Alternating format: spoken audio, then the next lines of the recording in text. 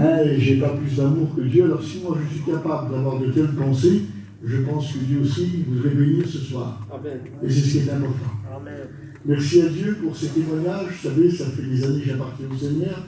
Mais à chaque fois que j'écoute des témoignages, je suis toujours à l'écoute parce que je m'aperçois, je réalise l'amour de Dieu pour pouvoir bénir, guérir, changer un cœur, comment il s'y prend. Je regarde au travers de la sœur qui a témoigné tout à l'heure, j'écoute Hamilton, le frère qui a parlé, et je m'aperçois qu'on a un Dieu grand. Amen. Mais ce qui est important, il n'est pas simplement grand pour les autres, il est grand pour tous. Et puis je pense que ce soir, c'est ce qu'il nous faut recevoir de Dieu. Avant de... Je ne vais pas vous donner une méthode, mais pourtant, il y a quand même une méthode dans la parole de Dieu. Il y a une méthode pour recevoir. Est-ce que vous voudriez la connaître ce soir? Hein? Je pense que c'est important. C'est pas n'importe qui connaître Dieu. Hein? C'est important. C'est pas, je ne vous parle pas de connaître une religion ce soir. Je vous parle de connaître Dieu. C'est beaucoup plus grand qu'une religion. La religion, c'est les hommes qui l'ont fait. Dieu, au contraire, il a envoyé son Fils dans le monde à ce fin que l'on puisse le connaître. Parce que la Bible dit qu'il n'y a que Jésus qui connaît Dieu. Et ce soir, il est dans son amour, il veut nous l'expliquer. Puis, vous savez, je voudrais vous dire une chose, c'est que les choses de Dieu, c'est très simple. Il ne faut pas les compliquer.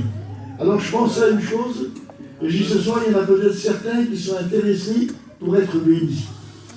Il y en a d'autres qui sont venus à la réunion ce soir. Et ils sont assis, ce sont des gens polis, ils écoutent, mais ils repartent comme ils sont rentrés. Puis il y en a d'autres qui sont venus ce soir avec un besoin. Puis il dit, si ça c'est mon soir ce soir. Amen. Si je pourrais être béni ce soir. Il y en a d'autres qui disent, si je pourrais être guéri ce soir. Amen. Ah, il y a une méthode dans la Bible, et vous allez voir, elle est toute simple. Vous savez que Jésus, lorsqu'il parcourait les villes et les villages, il était suivi d'une multitude de personnes. Jésus n'était pas avec 2, 3, c'était du monde qui le suivait. Et puis, un jour, Jésus est dans un village et il passe. Alors, on va essayer de l'expliquer tout simplement. On est ici, et la route qui est devant, là, je vois bien mieux, il est devant, là, la route qui est devant, Jésus passe. Et quand Jésus passe, il y a un aveugle ou deux qui sont, ils sont ici, là. Ils sont là tous les deux. Et un aveugle, il entend, mais il ne voit rien. Et à un moment donné, qu'est-ce qu'il fait? Il entend du bruit. Et il dit simplement ces mots, qu'est-ce que c'est? On lui répond, c'est Jésus de Nazareth qui passe. C'est tout ce qu'on lui dit. Et à ce moment-là, il ne voit toujours rien. Il dit, c'est Jésus de Nazareth qui passe. Mais mon problème peut être résolu. Ma vie peut être transformée. Alors à ce moment-là, qu'est-ce que vous voulez qu'il fasse? Il ne sait pas s'il est là, il ne voit rien, lui. Il crie. Jésus, fils de David, aie pitié de moi. On appelle ça le cri de la foi. Amen. Il crie. Et quand il crie, il se passe quelque chose. Et je voudrais que vous puissiez faire attention à ça ce soir. C'est la méthode pour être béni. Gloire à Dieu. Il crie, et la Bible déclare que Jésus s'arrête. Amen. Il a crié, Jésus s'arrête. Et la Bible dit, bien sûr, vous savez, Jésus, il ne peut pas faire autrement. Il ne lui a pas fait une ordonnance en lui donnant une potion pour ses yeux. Il ne peut pas faire autrement que des miracles, le Seigneur. Ne vous attendez pas à autre chose du Seigneur. Il fait que des miracles. C'est ça le problème qu'il a. Il n'est pas comme un autre personne. Et cet aveugle-là, automatiquement, par la puissance de Dieu, il est guéri. Mais ce qui m'intéresse, mes frères et sœurs, je voudrais vous dire une chose. C'est si cet aveugle n'avait pas crié, Jésus continuait son chemin. C'est le cri qui a changé la situation. Amen. Est-ce que vous comprenez? Amen. Ce soir, vous ne voudriez pas arrêter Jésus dans la salle? Vous ne voudriez pas qu'il s'arrête? Eh bien, si vous n'avez pas la chance de crier tout haut le cri, criez-le dans votre cœur. Seigneur, arrête-toi ce soir. Viens me bénir, viens me sauver. Amen. Nos réunions, mes frères et sœurs, n'ont pas d'autre but pour avoir un contact avec Jésus. On n'a pas d'autre but. On n'est pas des gens qui jouent du théâtre. On n'est pas des gens qui ont appris des cours. Pas du tout. On est des gens qui un jour ont rencontré Jésus. Amen. Et après, c'est ce qu'il a fait le Seigneur. Je m'excuse, il est terrible ce qu'il a fait. Il nous a appelés à le servir après. Mais on n'était pas capables. On était des pécheurs. On était des misérables, des malheureux. Mais c'est Dieu qui fait le miracle. Eh bien, ce soir, je suis au milieu de vous et je voudrais vous dire qu'une chose, ce qui me presse dans la parole de Dieu, c'est que même c'est Dieu qui me dit lui-même. Dans l'Épître aux Hébreux, au chapitre 1er, il parle à son Fils. Il dit, toi, tu es toujours le même. Quelle beauté, Seigneur Jésus. Vous savez, je ne connais pas des personnes qui restent le même. On cite souvent le texte de Hébreux 13:8. Jésus-Christ est le même hier, aujourd'hui, éternellement. Mais on ne va pas que le citer ce soir. on a besoin de le voir à l'œuvre. Est-ce que vous comprenez? Alors je ne suis pas venu, Seigneur, pour vous faire un message ce soir. Je vous le dis franc, je serais déçu de faire des messages. Je ne suis pas un appareil à message. Mais je voudrais vous parler de celui qui peut changer toute votre vie ce soir. Je voudrais vous dire simplement qu'il est tout puissant. Et ensuite, s'il est toujours le même, alors on a l'habitude de prendre ce verset-là. Simplement, il est le même. Mais je voudrais vous dire une chose, il est le même en amour. Il est le même en compassion. Il s'approchait des gens, il était rempli d'amour quand il les voyait. Vous n'avez peut-être jamais vu un lépreux, vous. Moi, j'étais aux Indes, j'ai vu des lépreux. C'est répugnant à l'extrême. C'est répugnant. On a peur de s'approcher. Alors quand on était aux Indes, on était comme des touristes, on avait nos appareils photo. Et puis quand ils nous voyaient, alors si par exemple ils avaient la lèpre dans les doigts, ils mettaient nos doigts vers la figure pour qu'on puisse les avoir à cœur pour leur donner des sous. J'ai vu des fois des personnes qui avaient ici la lèpre là, dans la figure, là comme ça. On voyait la langue, on voyait la bouche, on voyait l'intérieur. La lèpre, il n'y a pas plus vilain. Et puis là, ce coup, regardez bien, si on ne le croit pas, c'est un truc de fou, je suis en train de vous expliquer là.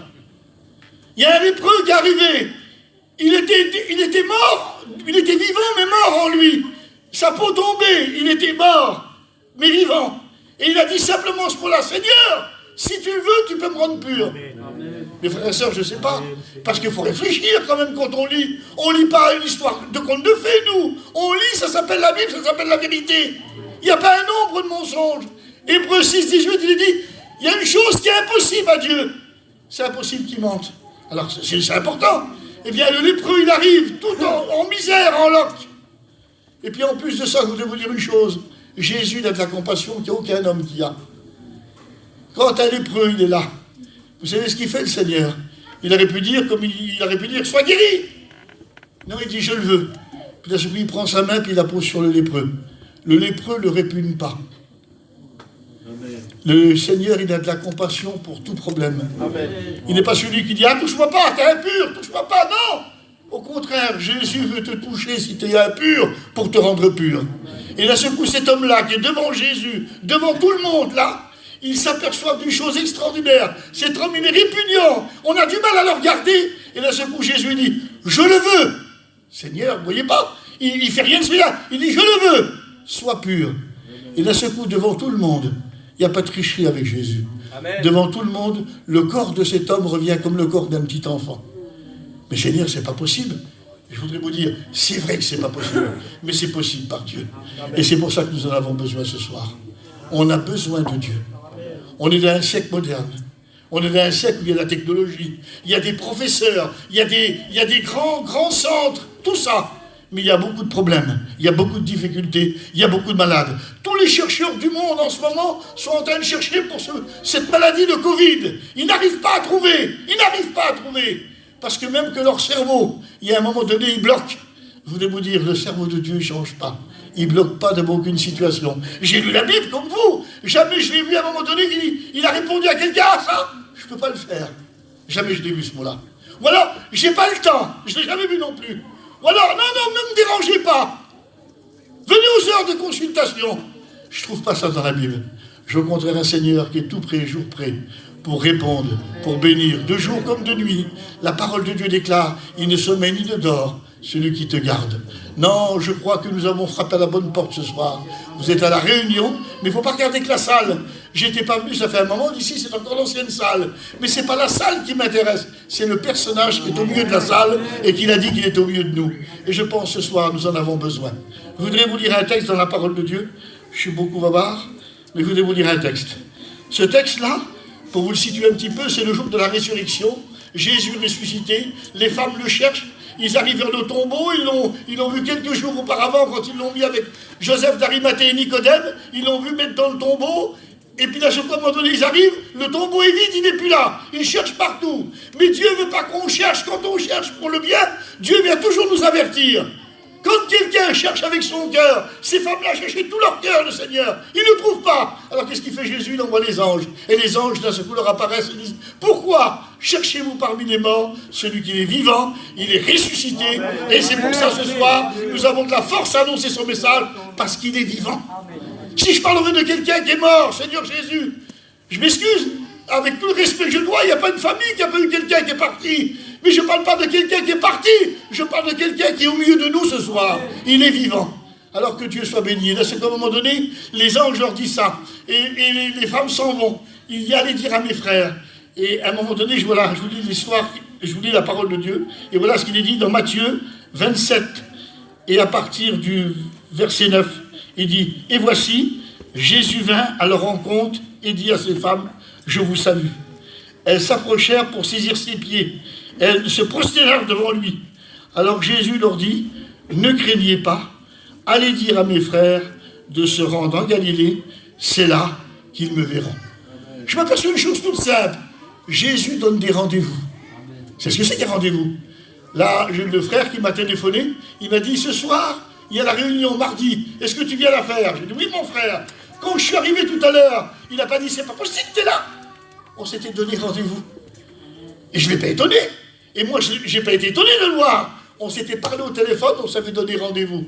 Eh bien, je me suis aperçu que Jésus donne des rendez-vous.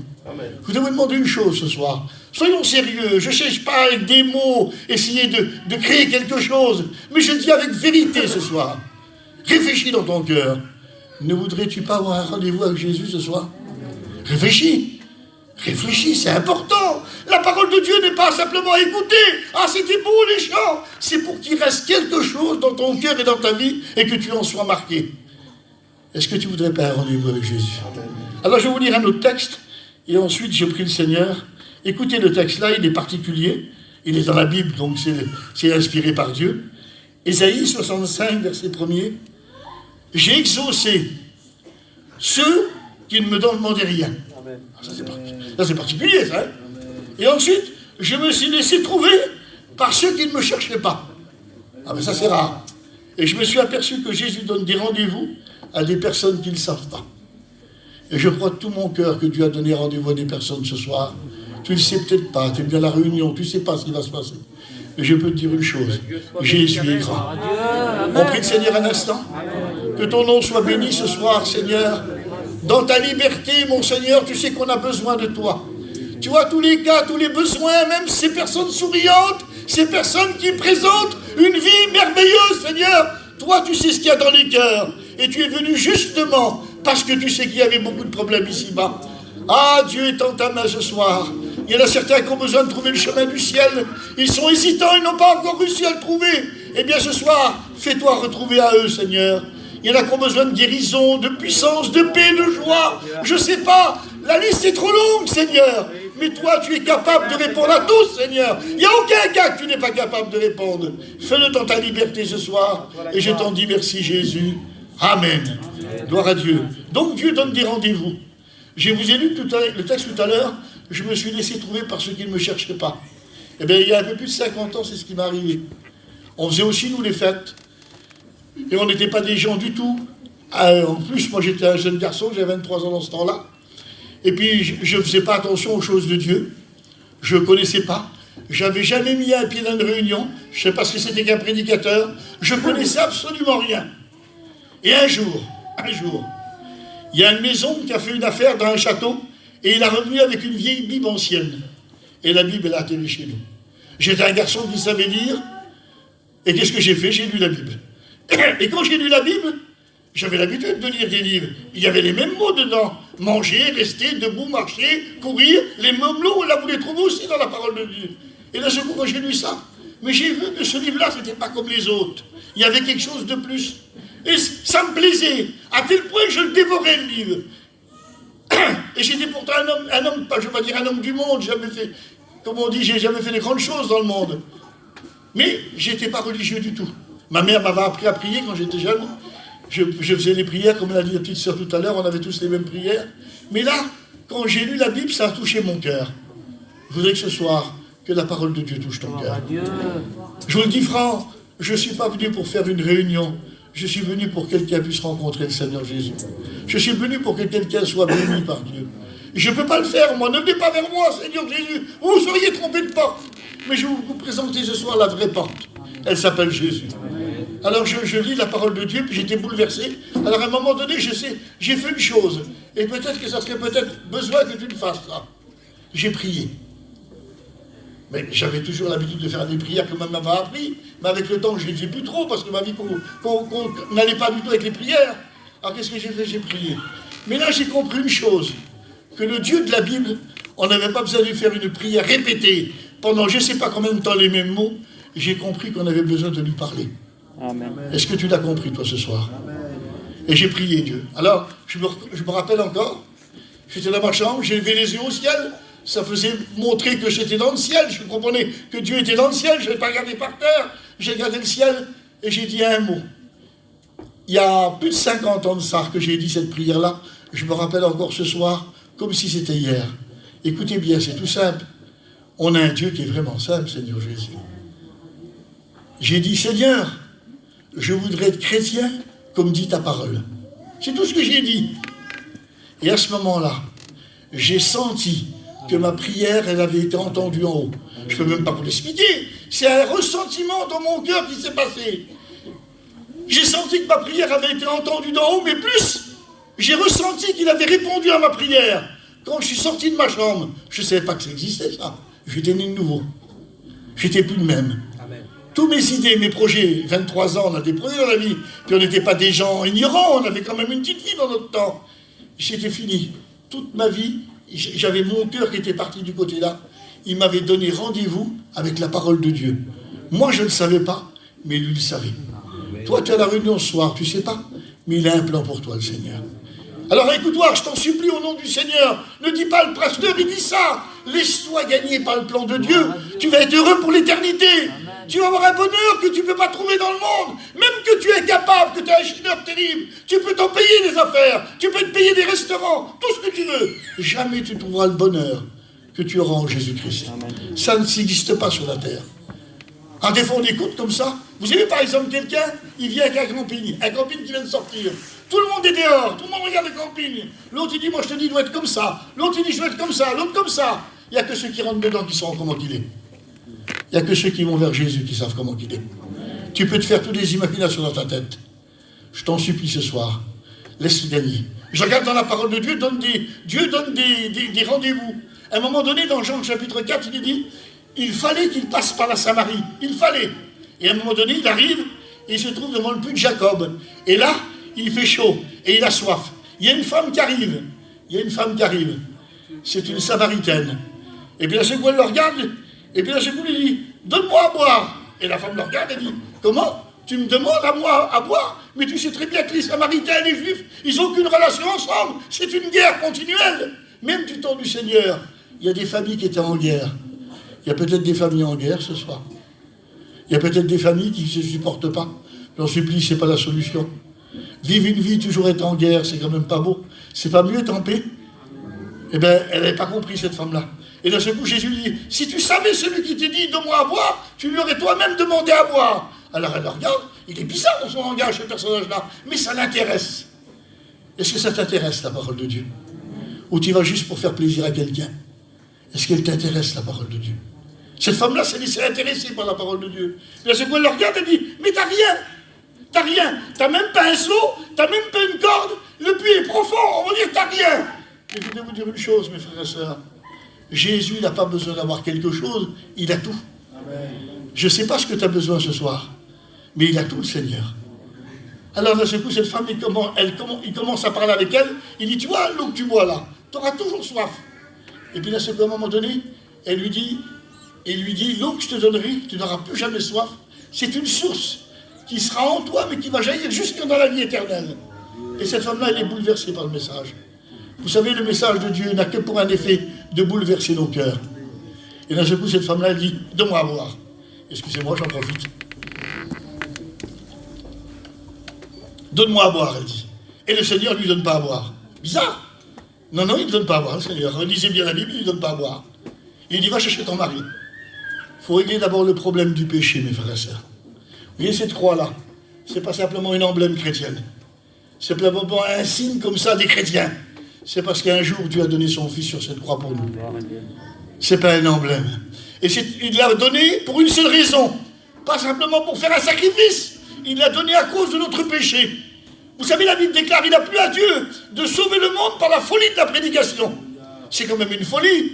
Dieu donne son Fils, il le fait mourir sur la croix pour que nous puissions être sauvés. Pour qu'on puisse avoir la vie. Ça ne se fait pas dans le monde. je voudrais vous dire une chose, le péché, c'est la chose la plus importante. Nous, on est dans un monde de péché. Fais pas trop attention, fais pas attention au péché. Mais à cause du péché, il a fallu que Dieu donne son Fils pour que nous puissions être sauvés. Je voudrais qu'on puisse le comprendre ce soir. Et il dit à la femme, va chercher ton mari. Et la femme, elle lui répond, j'ai pas de mari. Puis d'un seul coup, Jésus va lui parler. Écoutez bien ce qu'il va lui répondre. Il va dire, tu as eu raison de dire ça. Parce que tu as eu 5 maris. Et celui que tu as en ce moment, c'est pas le bon. Il connaissait toute sa vie. Mais Jésus n'était pas venu simplement pour lui dévoiler sa vie, la déballer devant tout le monde. Pas du tout. Il était venu pour la sauver. C'est ça qu'il faut comprendre. Et si des fois, dans la parole de Dieu, il y a un mot qui te touche, ça ne sera pas un mot de la part du Seigneur pour te faire du mal, ça sera pour que tu puisses réaliser où tu en es, à seule fin qu'il y a un Dieu qui veut te sauver, qui veut te bénir. Et à ce moment-là, cette femme, elle a été bouleversée. Bouleversée. Il lui avait donné rendez-vous et elle ne le savait pas. Elle l'a rencontré. Je regarde dans la parole de Dieu, il y a un autre moment donné, il s'est passé quelque chose dans le pays de Jéricho. Il y a un aveugle qui vient d'être guéri à l'entrée du pays. Il vient d'être guéri. Et ça s'est communiqué un peu partout dans le pays. Et il y a là, c'est pas un personnage misérable, c'est un homme riche, du nom de Zachée. Zachée, il s'appelle. On la connaît, l'histoire de Zachée, Seigneur. Et puis cet homme-là, parce que je vous fais une petite confidence. Est-ce qu'il y en a qui veulent être riches ce soir?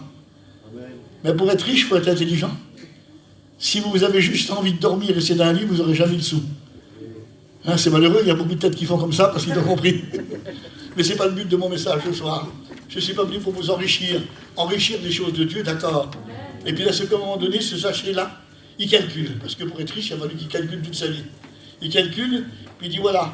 Il dit cet homme-là va passer là. Alors il calcule le chemin qu'il va passer, puis il voit un gros arbre au milieu de la ville. Il dit je vais me mettre dans l'arbre, et je vais, comme ça, je vais voir ce qu'il en est. Alors vous savez, des fois dans les cœurs, c'est bizarre, on ne comprend pas les cœurs. Au départ, c'est un aveugle.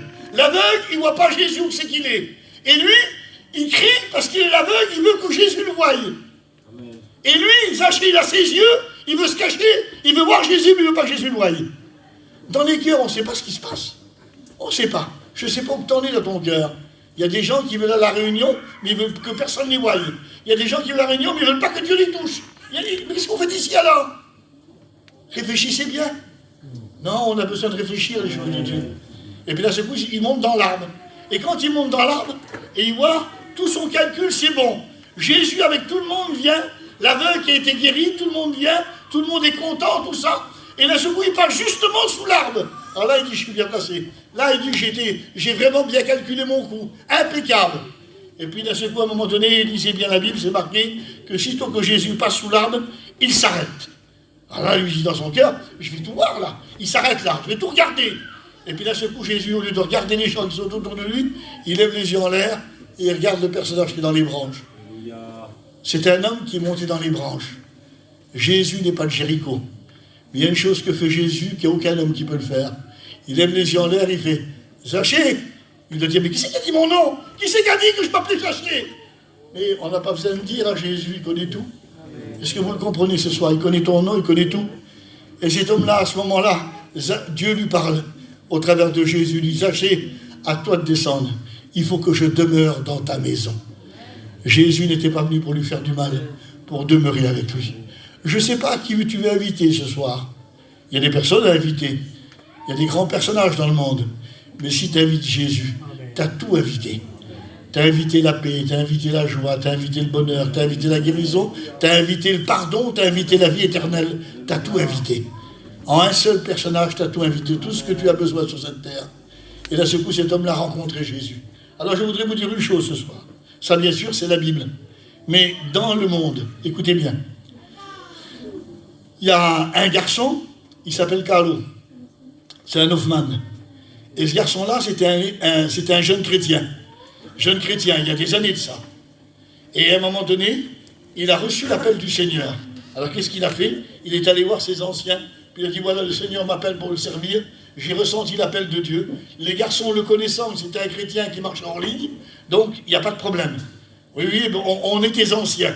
Et dans ce temps-là, il y a des années en arrière, quelques temps plus tard, c'est peut-être le lendemain ou l'après-lendemain, les frères viennent vers lui, puis ils disent, voilà Carlo, tu prêches ce soir. Mais j'ai jamais prêché de ma vie, moi. J'ai jamais prêché. Si tu prêches ce soir. Alors qu'est-ce qu'il a fait? Il a pris son auto, et il est parti dans un coin perdu, et il a commencé à lire la parole de Dieu pour se trouver un petit message. Il avait la crainte, la peur l'avait envahi, mais Dieu l'avait appelé à le servir, il fallait qu'il le fasse. Et là, à ce moment-là, il a commencé à chercher quelque chose dans la Bible. Et il a fait comme beaucoup d'étudiants ont fait. Il s'est mis dans le chemin, là, au bord d'où qu'il était, là, Jean, je ne sais pas où. Et puis il a commencé à prêcher son message, comme si il était à la réunion, en voulant dire, il s'entraînait. Et il était en train de prêcher le message. Les quelques mots qu'il avait trouvés, il était tout seul dans le champ, en train de le prêcher. Puis là, à un moment donné, il a entendu un grand bruit. Il s'est retourné, et il a vu un homme qui sortait avec une gaule du buisson. Il y avait sûrement un ruisseau derrière, il sortait avec une gaule du buisson. Alors, au départ, il a dû se dire, j'ai crié trop fort, l'homme il a entendu, il a demandé ce qui se passait. Puis d'un seul coup, l'homme avec la gaule, il le regarde, il est en train de pleurer, cet homme avec la gaule. Et vous savez ce qu'il a dit, l'homme qui avait la gaule dans les mains, il a dit, mais qui c'est qui t'a dit ma vie? Il avait expliqué toute la vie de cet homme-là, sans le savoir qu'il était là. Dieu avait donné un rendez-vous à cet homme-là, et après il s'est converti. Je voudrais vous dire une chose, mes frères et sœurs, c'est le Dieu que je prêche, et c'est le Dieu de la Bible, et c'est le Dieu qui est au milieu de nous ce soir, et c'est celui-là qu'on a besoin. On a besoin d'un Dieu comme ça. On ne veut pas un Dieu avec des retouches d'homme. On veut le Dieu de la Bible, le Dieu qui fait des miracles, le Dieu qui change des cœurs. Cet homme-là aujourd'hui est converti, que Dieu soit béni. Je regarde encore un peu plus loin. À un moment donné, je monte à Paris, j'ai un cousin là-bas qui est prédicateur, Pinot, sa femme s'appelle Keta, et je vais les voir. Et quand je vais les voir, c'était autour des fêtes de fin d'année ou de Noël, je ne me rappelle plus. Et puis quand je vais les voir, je parle un petit peu avec eux, elle dit, Michel, si tu savais ce qui nous est arrivé, il y a mes garçons qui devaient venir manger, j'avais acheté un gros canard dans le sud-ouest, un genre d'avion, quoi. Et puis, un gros canard, et là, ce coup, avec lui, on avait dit, les garçons, ils viennent ce soir, on va manger avec nos petits ensemble. Elle dit, je l'ai sorti, on a parlé un peu, puis là, ce coup, écoutez bien, j'ai retourné les yeux sur le canard, Seigneur, il avait tourné le canard. Il a fallu qu'on le jette. On n'avait plus compris ce qui s'était passé. Mais comment on va faire? Ce soir, les petits viennent, tout ça. Alors, ils n'étaient pas loin d'un genre de carrefour, un magasin comme ça. Elle est partie vite, qui était dans le magasin. Et c'était dans les moments des fêtes, il y avait beaucoup de monde. Alors, elle a couru dans les rayons, elle a cherché. Puis, elle a vu tout démagré. Et elle a commencé à en mettre sur son bras, elle en a mis place sur son bras. Et elle a couru vite vers les caisses. Et quand elle s'est mise vers les caisses, hein, mais toujours un petit peu énervée, un petit peu pour vite aller. Il fallait tous se préparer. Et là, c'est quoi, elle a tourné la tête, elle a vu une grande Gadji qui était à côté derrière elle, là. Puis la Gadji l'a regardée. Et sans plus, ça.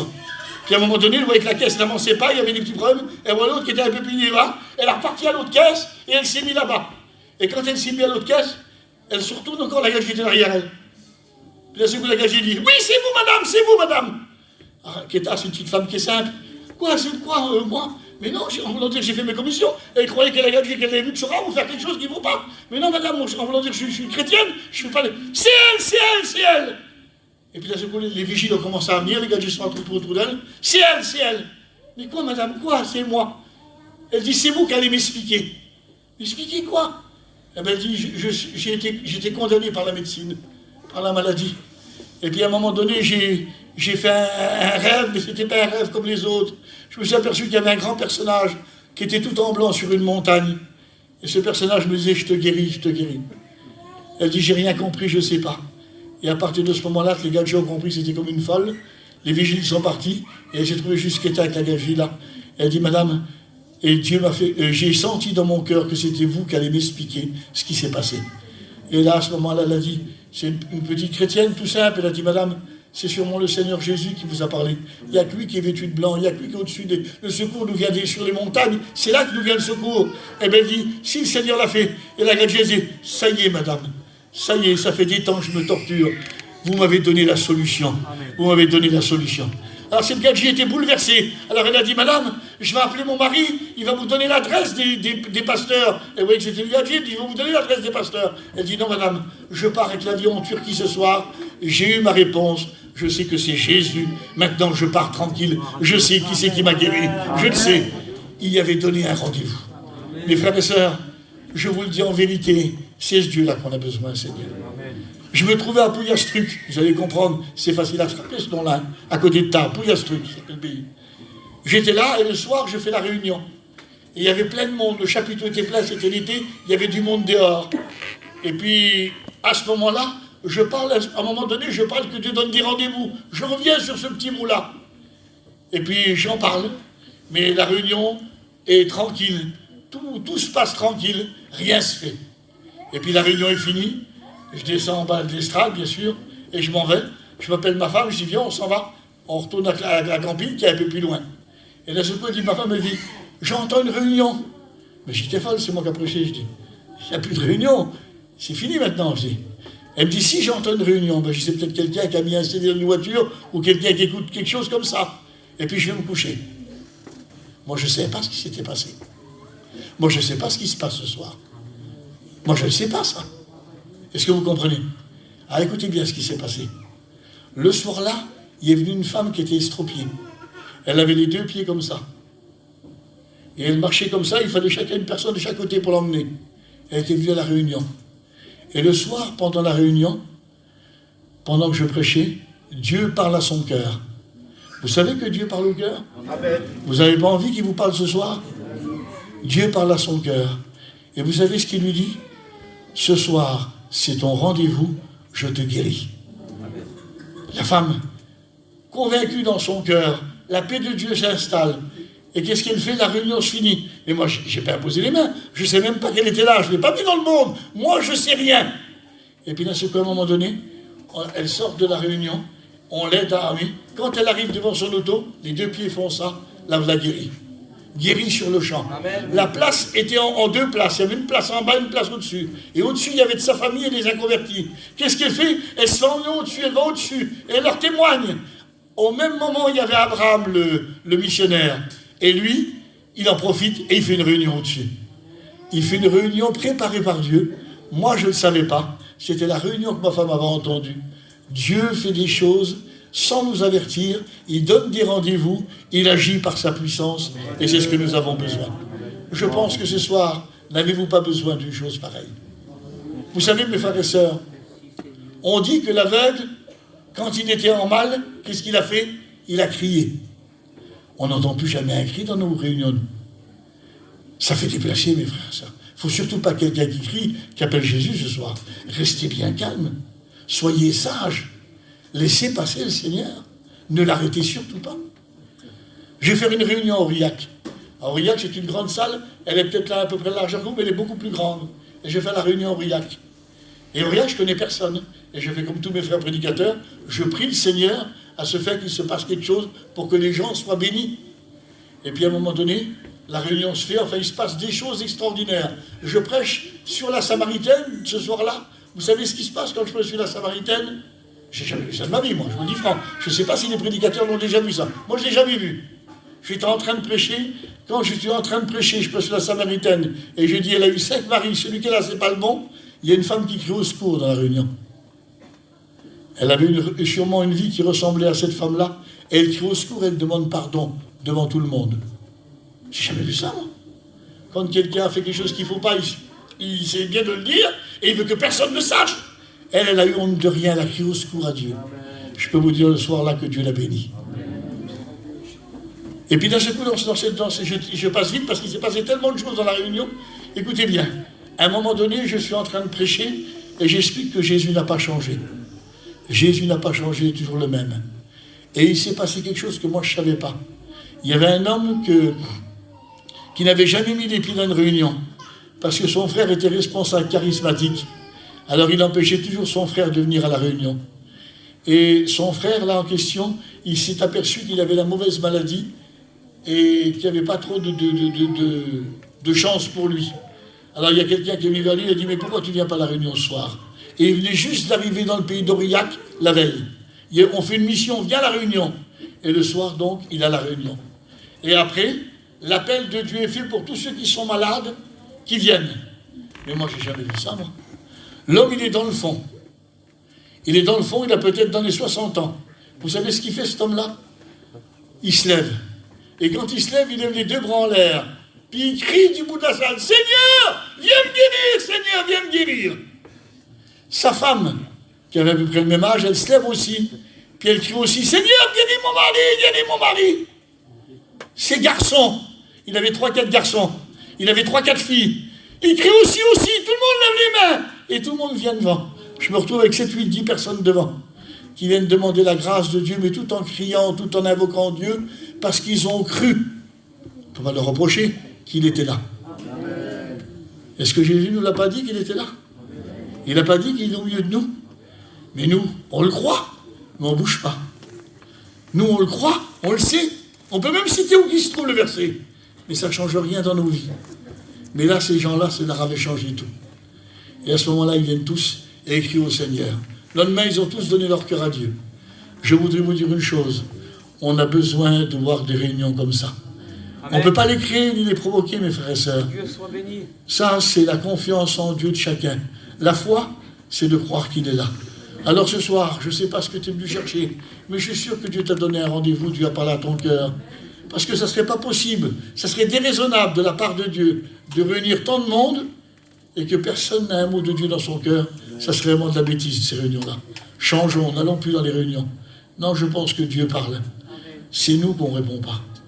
Est-ce que tu voudrais répondre à Dieu ce soir? Est-ce que tu es venu pour ça? Est-ce que tu es venu pour le rencontrer? Est-ce que tu es venu pour être béni? Est-ce que tu es venu pour être guéri? Il a toutes les capacités, le pouvoir, et en plus de ça, comme il a répondu aux lépreux, je le veux. Alors, on prie le Seigneur maintenant, on demande à Dieu sa grâce. Seigneur, que ton nom soit béni ce soir. Tu es présent parmi nous, Seigneur, et tu rappelles par ta parole que tu n'as pas changé, Seigneur. Ah, Dieu étend ta main sur ces cœurs brisés, sur ces cœurs fatigués, sur ces cœurs malades, sur ces cœurs qui ont besoin d'un secours. Seigneur, étend ta main ce soir.